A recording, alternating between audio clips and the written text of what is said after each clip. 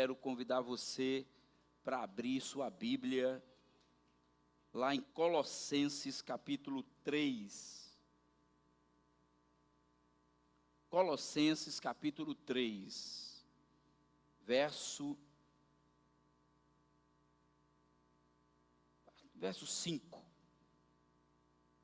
Colossenses 3, 5. Nós estamos iniciando uma nova série. A série que traz como tema velha idolatria e novos deuses. Eu quero muito que você preste atenção nisso, porque de alguma maneira nós somos afetados por esse modelo e forma de vida, por esse estilo de vida que muitas vezes nos impulsiona para estarmos distantes do Senhor.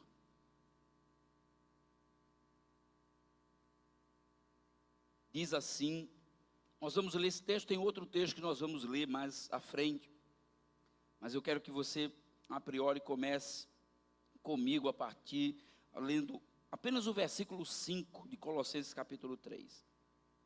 Assim façam morrer tudo o que pertence à natureza terrena de vocês. Assim façam morrer tudo o que pertence à natureza terrena de vocês. Que natureza terrena é essa que Paulo nos indica a matarmos, a sepultarmos? Imoralidade sexual, impureza, paixão, desejos maus e ganância, que é idolatria. O tema da mensagem de hoje é o Deus do consumo. A idolatria é a mesma, mas ressignificamos os nossos ídolos, aqueles a quem muitas vezes, mesmo declarando amor a Deus, nós ainda dividimos com essas entidades os nossos corações e os desejos dos nossos corações. Assim façam morrer tudo que pertence à natureza terrena de vocês: imoralidade sexual, impureza, paixão, desejos maus e a ganância, que é idolatria. Então, eu quero que você me acompanhe nesse tempo de reflexão sobre a importância de modificarmos a nossa forma de pensar. Ora, eu começo fazendo algumas perguntas, pelo menos duas perguntas. O que mais é sensível na sua vida? O que é mais sensível na sua vida? O que lhe causaria transtorno e ansiedade caso fosse retirado de você? O que é aquilo que é indispensável para a sua vida? O que é aquilo que você não conseguiria viver sem?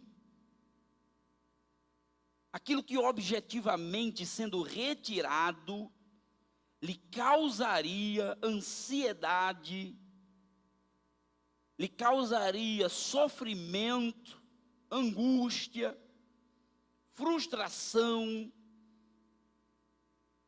lhe causaria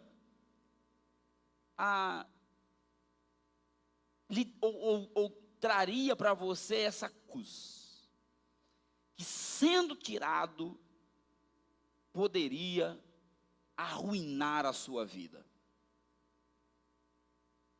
Eu suponho que se você tivesse uma lista, provavelmente o dinheiro e, consequentemente, a capacidade de comprar, uma vez sendo retirado de você, lhe causaria alguns danos, provavelmente alguns deles irreparáveis. Ora, para nós iniciarmos então, falando nessa série sobre idolatria, eu suponho que nada melhor do que nós iniciarmos esse processo falando desse Deus que constitui, ou que se constitui quase que um subdeus do dinheiro, que é o desejo de consumir. Consumir. Eu não tinha pensado nisso, mas essa semana, várias lojas, aplicativos de venda na internet, estavam anunciando, né, a Black Friday. O dia de compra barato. Aí você olha e diz assim, está tudo ok, está me faltando nada. Eu tenho tudo, o que eu preciso. Mas aí aquele aplicativo o tempo todo está lá nas suas notificações. Os meus vinham, 11/11, dia de promoção. Aí você tacava o dedo no aplicativo e ele abria. E quase como uma luz reluzente, seus olhos e sua mente são ativados. E você começa a olhar aquelas bugigangas inúteis, mas que surgem como coisas maravilhosas com preços absurdos de barato. E aí algo diz, eu precisava disso.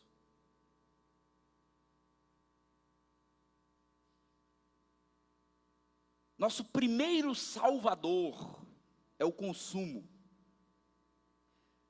No entanto, eu preciso só, antes de tudo, falar com vocês sobre, ou introduzir, por que foi tão interessante pensarmos numa série que fala sobre idolatria.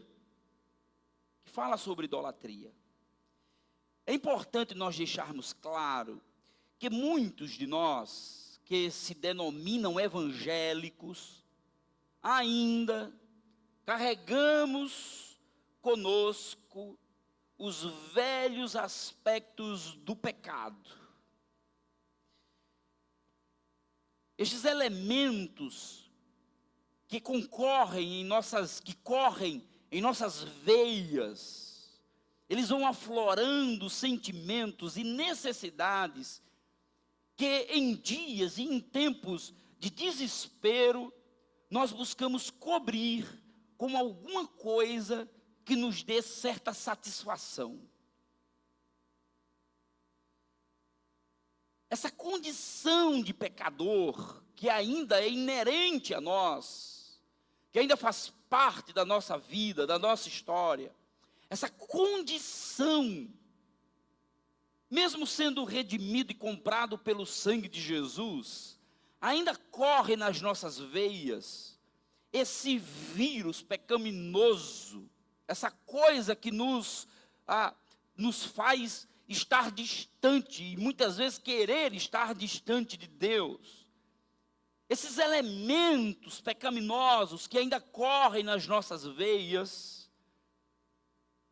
em momentos e momentos, eles vão aflorando esses sentimentos de necessidade, de buscarmos em dias que estamos desesperados, em dias que estamos meio que com um buraco no coração, nos faltando algo. Você é crente, tem Jesus, ama Jesus, mas tem aquele dia que você acorda e você diz, está faltando alguma coisa. Minha vida não está legal, meus dias não estão bons, eu não estou satisfeito e não estou feliz completamente.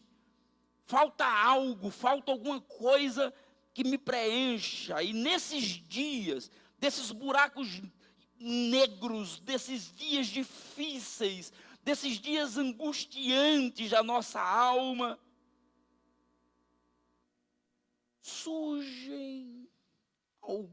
algumas coisas que parecem suprir essas lacunas.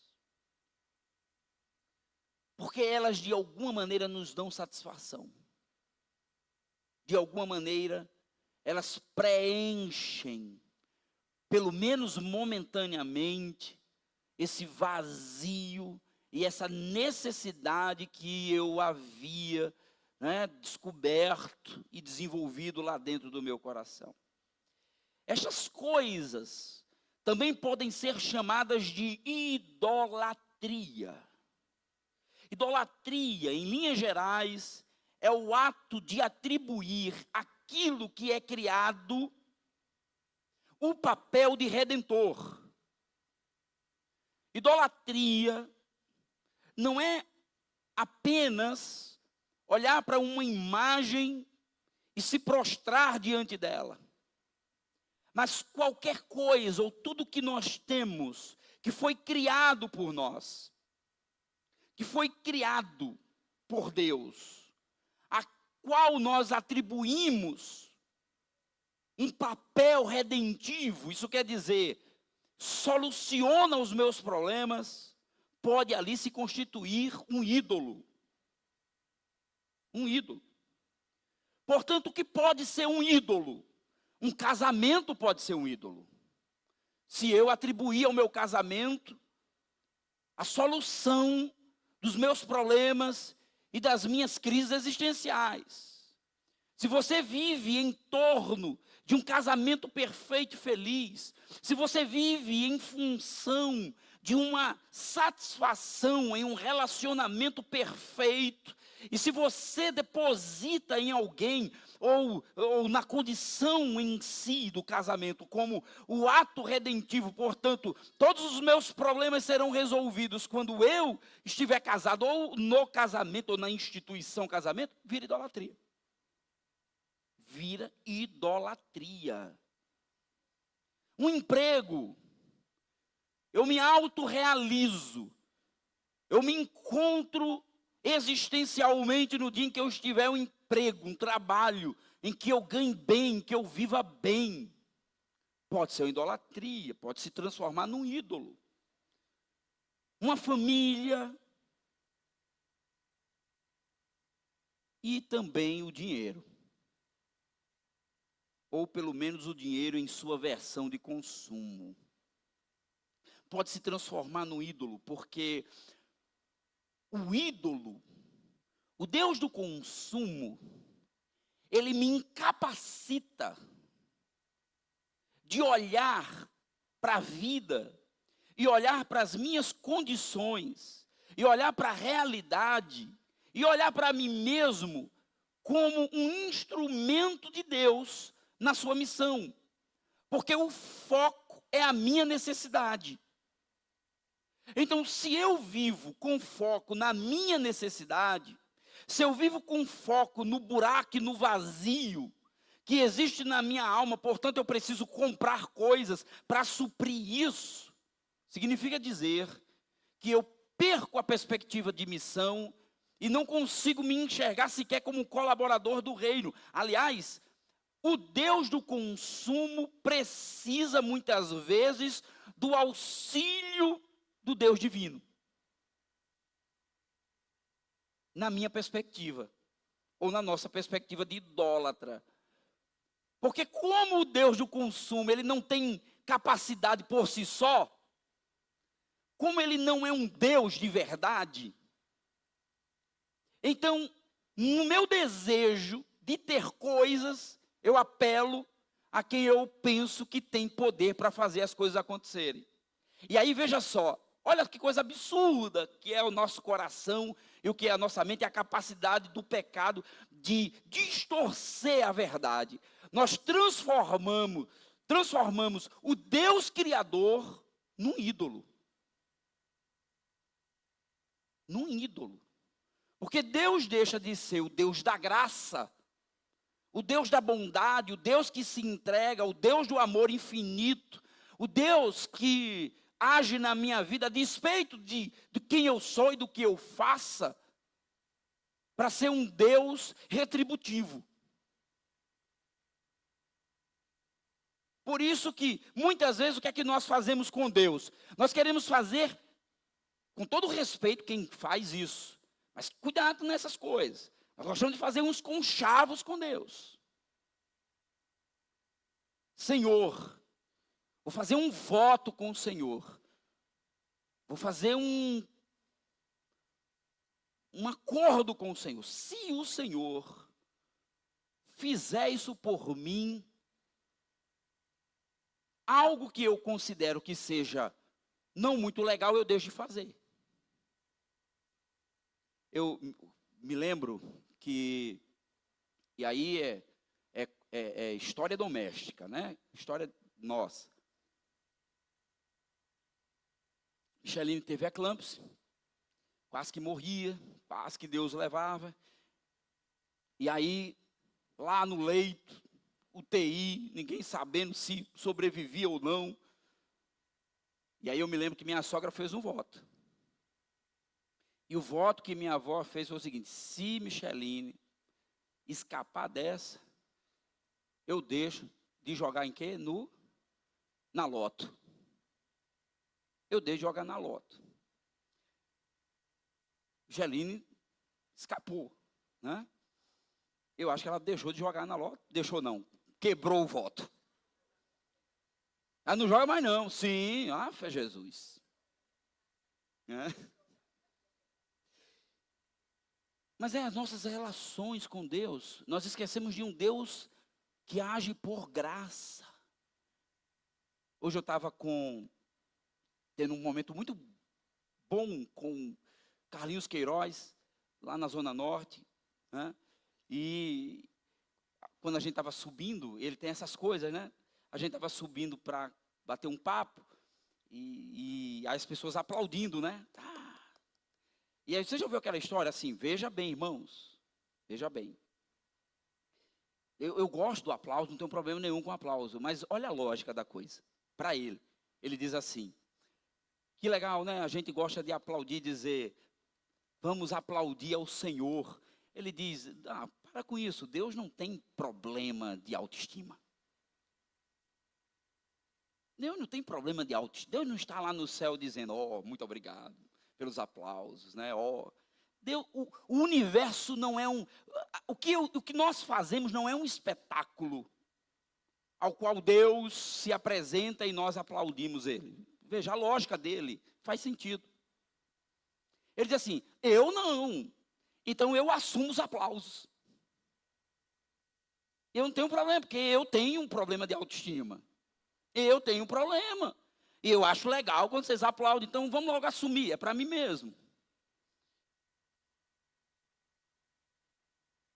O que nós estamos querendo dizer com tudo isso, queridos irmãos, é que a nossa relação com Deus, ela precisa ser uma relação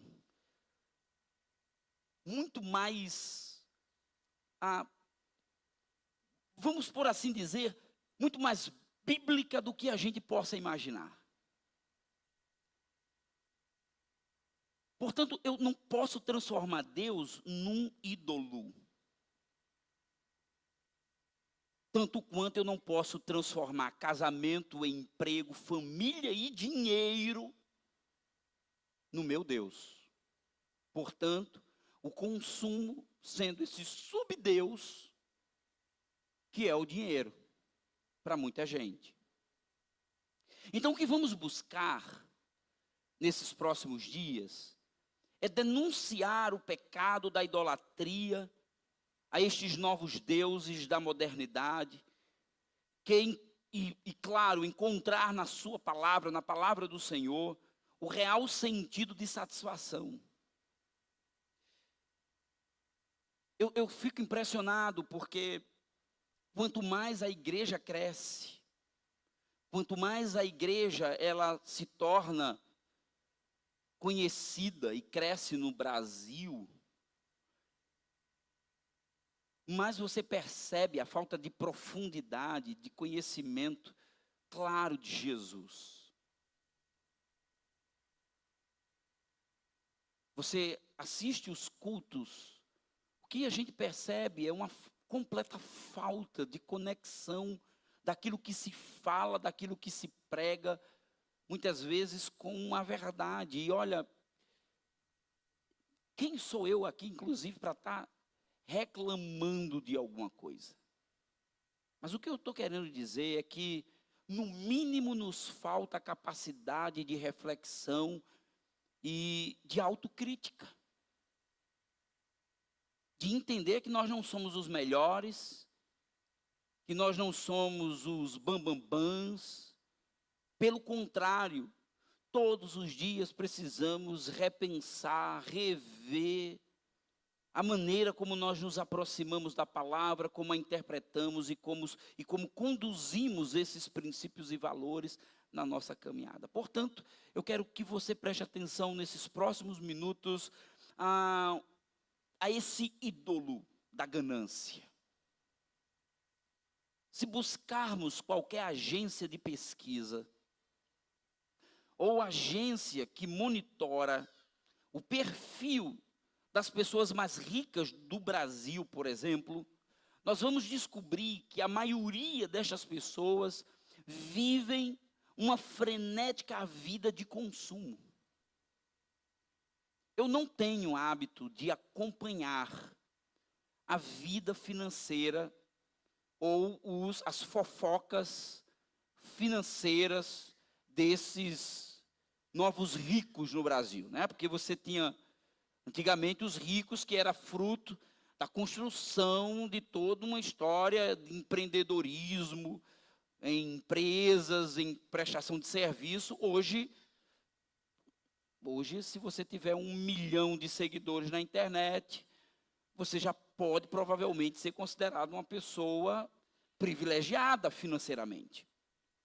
Porque há retorno financeiro para isso. Então nós temos um novo tipo de gente que consome. E é muito interessante, você abre o Instagram e está lá o cidadão ou a cidadã esnobando, né? Exibindo o seu mega carro de R$ 1 milhão. E ficamos babando e pensando quando nós chegaremos nesse lugar e nesse topo.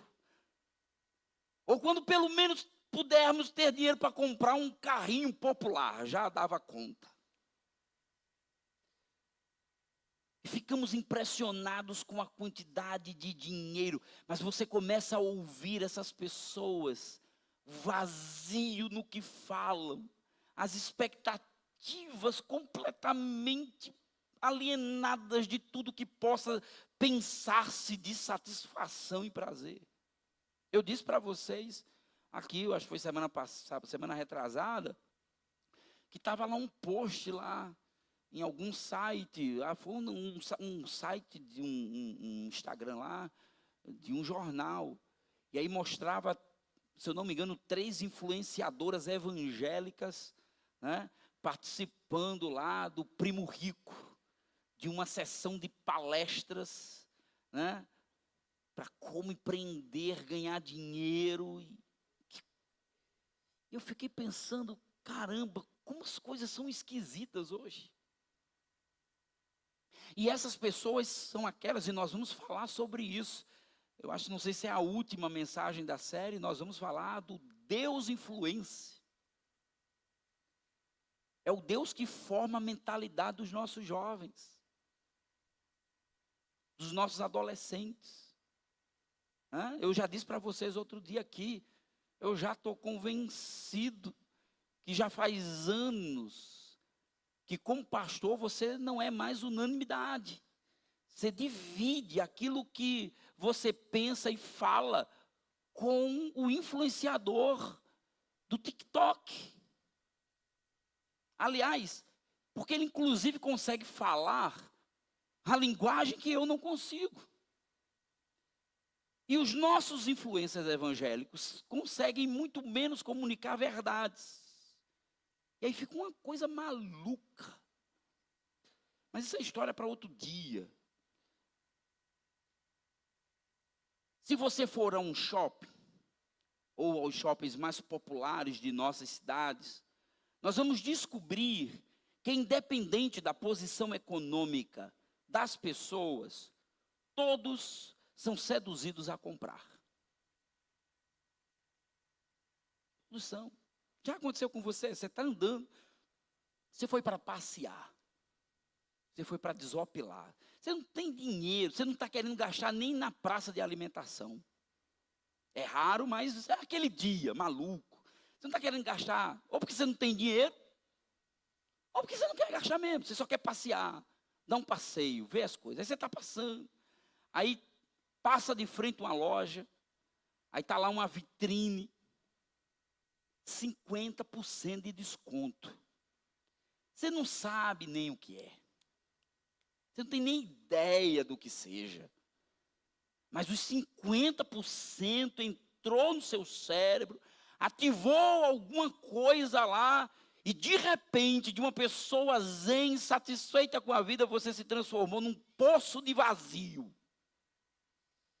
Eu preciso dessa bolsa, eu preciso dessa sandália, eu preciso desse tênis, eu preciso desse computador, eu preciso desse celular. Outro dia eu estava em casa e aí eu vi uma reportagem dizendo que esse modelo de telefone não faria mais atualização do sistema operacional dele.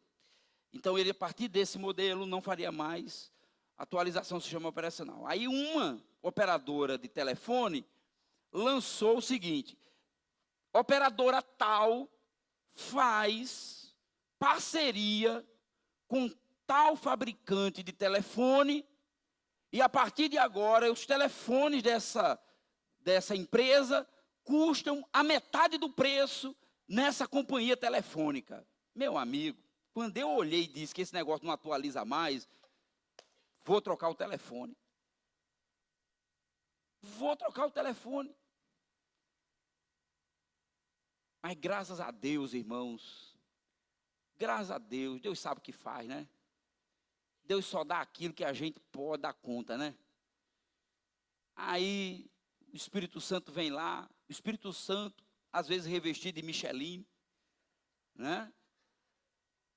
Chega, aí começa a falar de conta, falar que precisa mudar um guarda-roupa, aí você vai murchando, você vai fazendo as contas, e aí você vai dizer, né, acho que não dá, não rola. Você não está precisando, faz a mesma coisa, opera do mesmo jeito. Mas parece que nós somos tomados por isso e ganha o nosso coração. Ganha o nosso coração. Então, como já falamos, a idolatria é a capacidade que temos de creditar felicidade a qualquer coisa criada. Em nosso caso, o que estamos afirmando é que o consumo pode se transformar nesse ponto de satisfação. Claro que para alguns vira inclusive doença. Para alguns, inclusive, precisam ser, às vezes, interditados, porque a pessoa perdeu completamente o controle, alguma situação que lhe faz perder a capacidade de pensar e de refletir. Mas, na maioria das vezes, dos casos, o que fazemos de forma consciente. E é engraçado porque toda vez que acessamos um ídolo de consumir algo e efetivamos, e quando o produto chega, não sei se aconteceu com vocês, mas quando chega e foi comprado no impulso, bate um vazio, um arrependimento. Você olha e diz, mas eu não precisava disso. Eu não precisava, mas nós cedemos. Nós cedemos como um devoto se prostra diante de uma imagem, nos prostramos e nos rendemos aos feitiços desses deuses que consomem a nossa capacidade de dizer não para o consumo. E é frustrante demais. Portanto, estamos afirmando que existem pessoas que estão aprisionadas a correntes de uma vida de consumo desenfreada. E você sabe qual é o problema do consumo? É que ele vai colocando na nossa mente a ideia de que o que temos não é suficiente. Ele começa a colocar na nossa mente a ideia de que, poxa vida, que vida ruim, eu poderia ter mais, eu poderia comprar isso, eu poderia comprar aquilo. Ah, que vida ruim, ah, que salário baixo, ah, e você começa a reclamar da vida. E é terrível isso, porque passa aquela ideia de vazio, né? De incapacidade. São pessoas que de tempos de crise descarregam sua atenção comprando coisas. São jovens que antes mesmo de entrarem no mercado já estão endividados com a bolsa da universidade de R$ 400. Aumentou a dívida. Você está entendendo? Saiu uma pesquisa recentemente dizendo que jovens solteiros são os que mais devem no Brasil. Devem.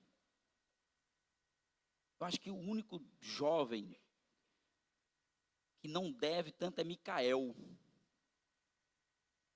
Porque mesmo trabalhando, a conta chega para mim. Está aprendendo a lição direitinho. Eu que pene, né? São jovens, portanto, que estão entrando na vida devendo, porque acham que precisam ter coisas. Porque muitas vezes o lugar onde vive, as pessoas com quem se relacionam, exigem dele um estilo de vida, um padrão do qual ele não dá conta. São adolescentes que pressionam os pais para se endividarem e comprarem o melhor telefone, o melhor smartphone do mercado. Se você quiser me ver chateado, indignado, é quando eu vejo um adolescente pondo a faca no pescoço do pai, dizendo: eu preciso de um telefone novo. 1 ano e meio que ele está com o dele. Porque o meu já está desatualizado. E o que me deixa mais indignado é ver, me perdoe, meu irmão e minha irmã, é o palerma do pai e da mãe se submeterem ao capricho da criatura. É um negócio de maluco. Eu não posso ser um exemplo. O que eu fiz e como eu criei o meu filho não pode ser o padrão para você, porque o seu padrão pode ser outro. Mas eu me lembro perfeitamente que Micael veio ter o primeiro celular com 17 anos. E eu não via Micael com depressão dentro de casa, porque ele não tinha smartphone. Se ele precisava do smartphone, botava ele para a rua para jogar bola. E aí chegava com a cabeça dos dedos, né, arrombada lá, porque jogando bola, quebrava. Cresceu até 17, quando completou 17 anos, comprou um celular. Eu não sei nem se comprou um novo, se eu acabei dando um meu e aquele esquema de família, né? Mas o que eu estou dizendo para você é que nós é que criamos isso. Nós somos os criadores dessa cultura de consumo.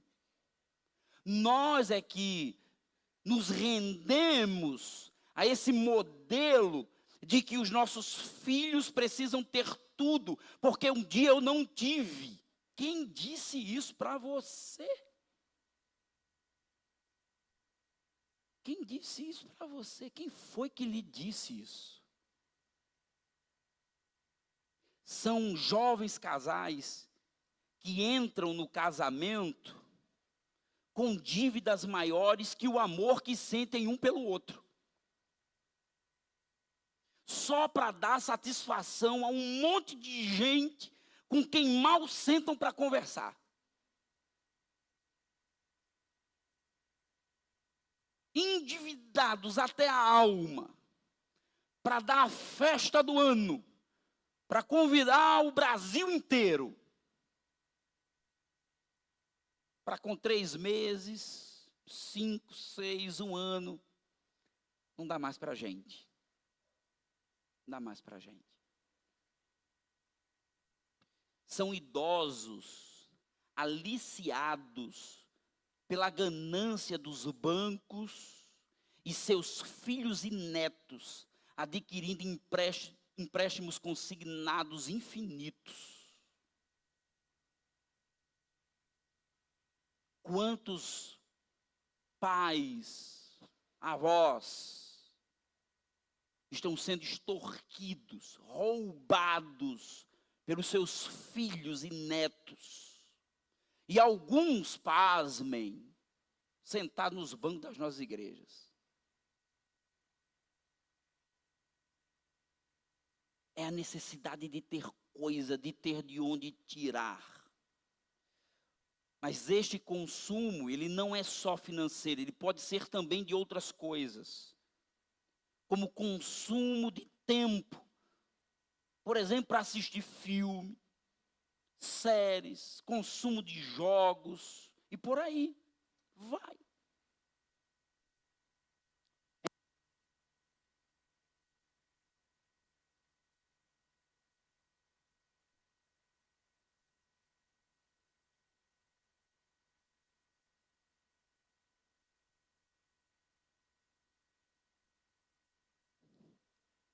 Essa coisa de consumo, de pais comprarem para filhos, é interessante porque os pais se endividam para comprarem coisas para os filhos, por exemplo, um celular.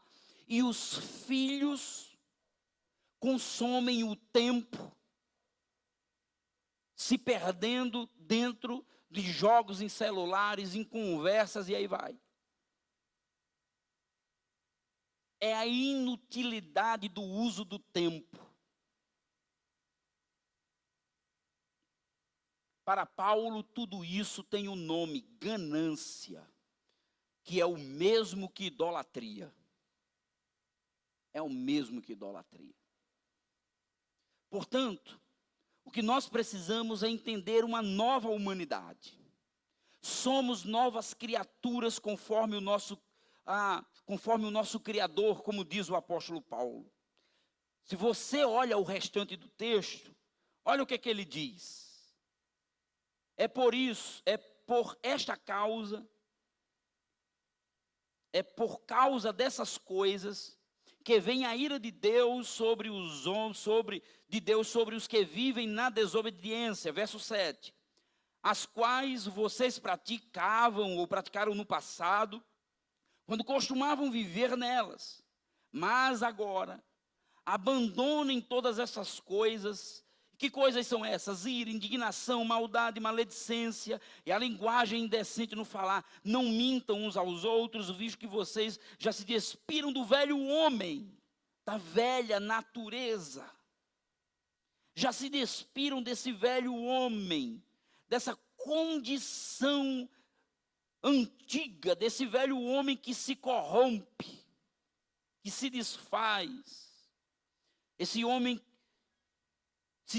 vocês se dispem, né? Se vocês se tiram de vocês esse velho homem com suas práticas e se revestiram desse novo homem, o qual está sendo renovado em conhecimento à imagem do seu Criador. Olha que coisa interessante. Nós somos pessoas criados à imagem do nosso Senhor, do nosso Criador. Em Cristo temos tudo que é necessário Olha o que Paulo diz em 1 Timóteo 6, do 6 ao 10. Ele diz: de fato, a piedade com contentamento é grande fonte de lucro, pois nada trouxemos para este mundo e dele nada podemos levar. Por isso, tendo o que comer e com que vestir-nos, estejamos com isso satisfeitos. Os que querem ficar ricos caem em tentação, em armadilhas e em muitos desejos descontrolados e nocivos, que levam os homens a mergulharem na ruína e na destruição. Você precisa de uma cartilha, sinceramente, você precisa de uma cartilha para aprender a viver em contentamento. Será que o texto bíblico por si só já não nos diz alguma coisa? Pois o amor ao dinheiro não é o dinheiro que é a raiz de todos os males. É o amor ao dinheiro. É quando nós transformamos o dinheiro numa divindade. Jesus chama de mamon. Pois o amor ao dinheiro é a raiz de todos os males. Algumas pessoas, por cobiçarem o dinheiro, desviaram-se da fé e se atormentaram com muitos sofrimentos.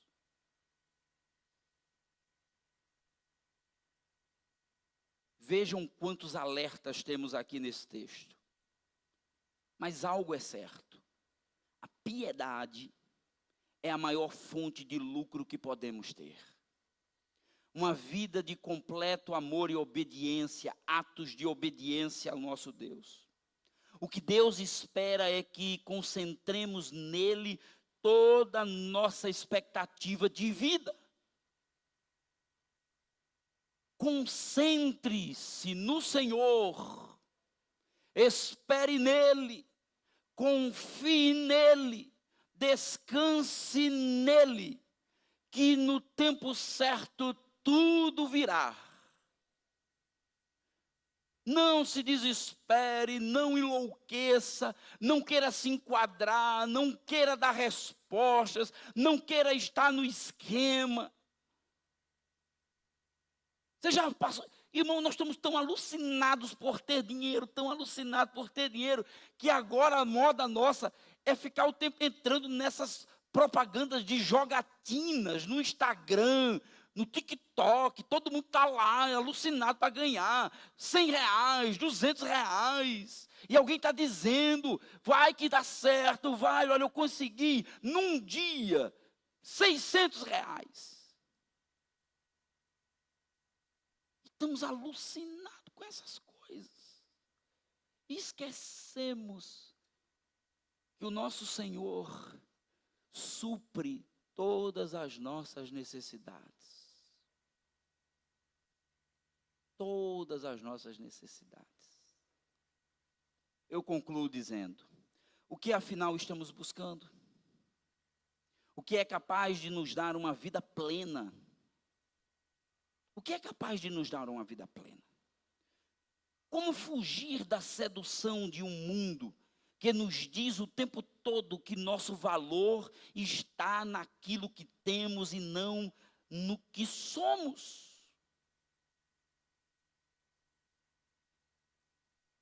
Você não precisa ter o telefone do ano, porque você não precisa e você não deve nada a ninguém. Você não precisa ter o carro do ano.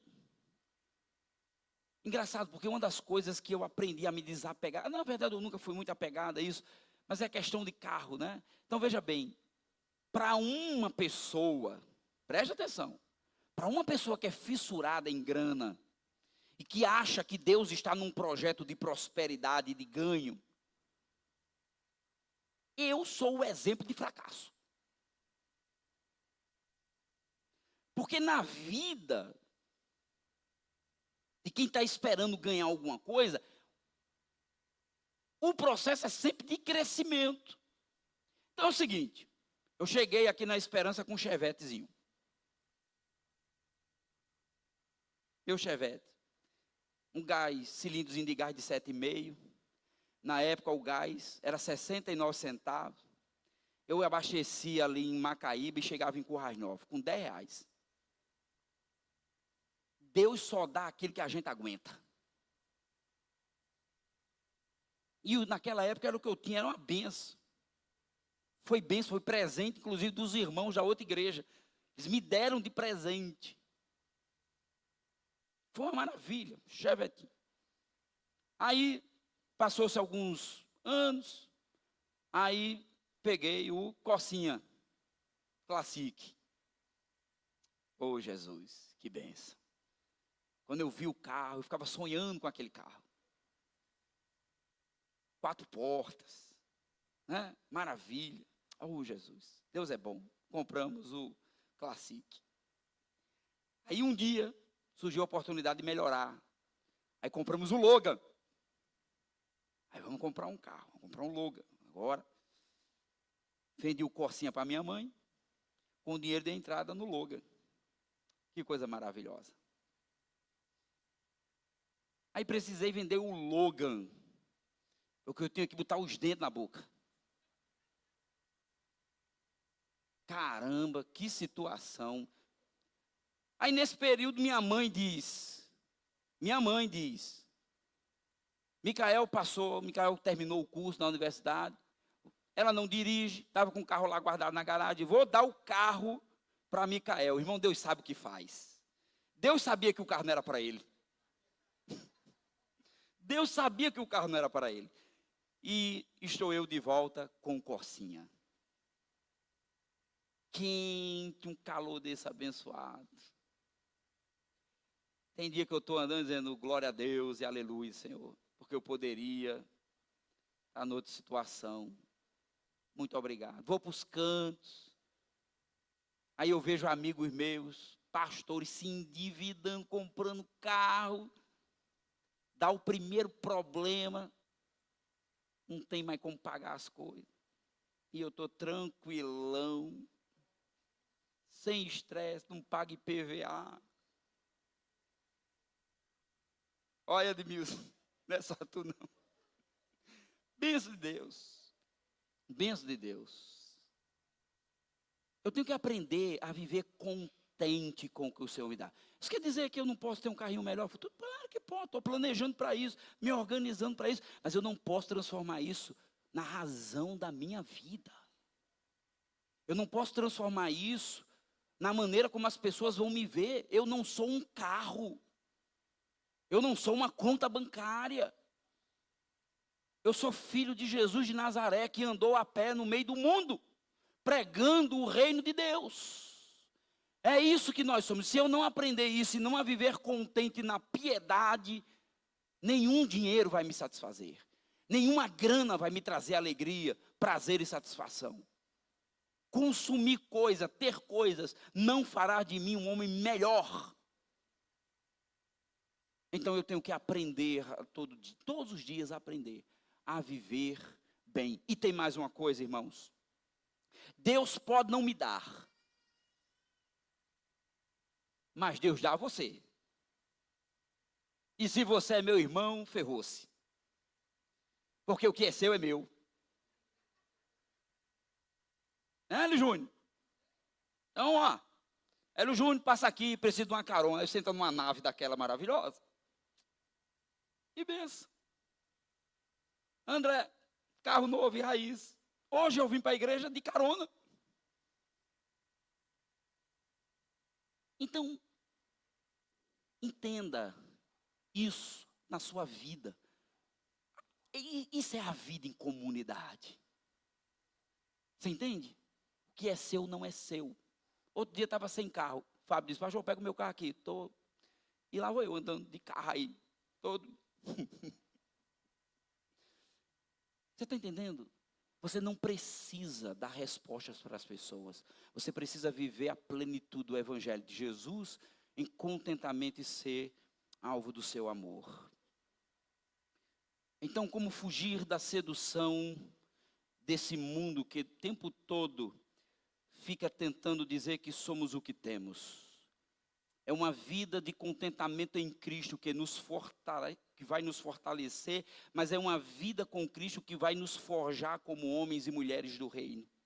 Quando nossos corações estão calibrados, sobra espaço para que possamos investir nas coisas certas e duradouras. Se você faz a coisa certa, se você investe certo, se você não transforma o consumo no seu Deus, vai sobrar tempo e dinheiro para você investir no reino. O que você tem para que o reino do Senhor cresça e avance. Então largue essa vida e esse mundinho em si mesmo. Largue essa vida e essa ideia de que o universo gira em torno dos seus sonhos e seus projetos pessoais. Não giram. Deus tem um projeto e um plano de restaurar todas as coisas e Ele convidou você e a mim para que com os nossos recursos possamos ampliar esse reino no mundo. Amém? Vamos orar, agradecer a Deus.